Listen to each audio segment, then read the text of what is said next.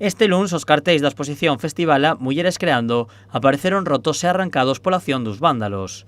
Por se a agresión non fose pouca, e a pesar da denuncia da asociación O Soño de Lilith e do Concello nas dependencias policiais, este martes os cartéis amenceron con novos ataques. A verdade é que non sabemos a quen lle pode molestar este tipo de iniciativa, porque a verdade é que é super necesaria. Non acabamos de entender moi ben a quen lle pode molestar falar de igualdade, de saúde mental, de reivindicación, de festivala, de cultura.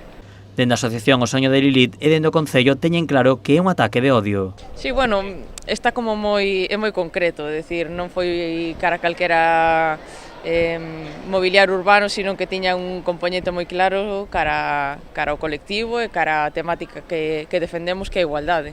Claramente intencionada, ademais, bueno, evidente que van a por esa exposición en concreto, porque vandalizaron todos os cartéis que habían na Rúa Castelao, pero tamén había un cartel na Rúa de Rei da Viña onde se enumeraban as actividades que vai desenvolver o Festivala, e tamén foi vandalizado na primeira noite dos feitos. Foron exclusivamente a polo material da exposición de Festivala.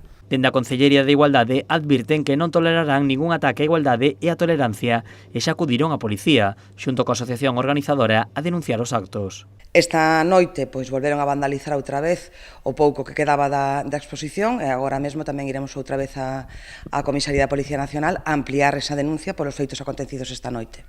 O festival ten lugar esta fin de semana cunha programación moi ampla que inclúe, ademais da exposición, música, arte, obradoiros e cine.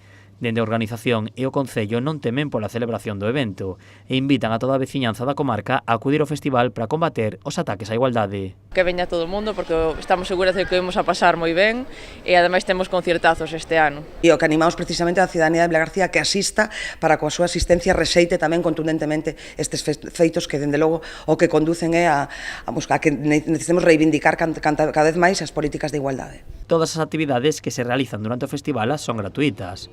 Os eventos terán lugar dende o venres ata o domingo.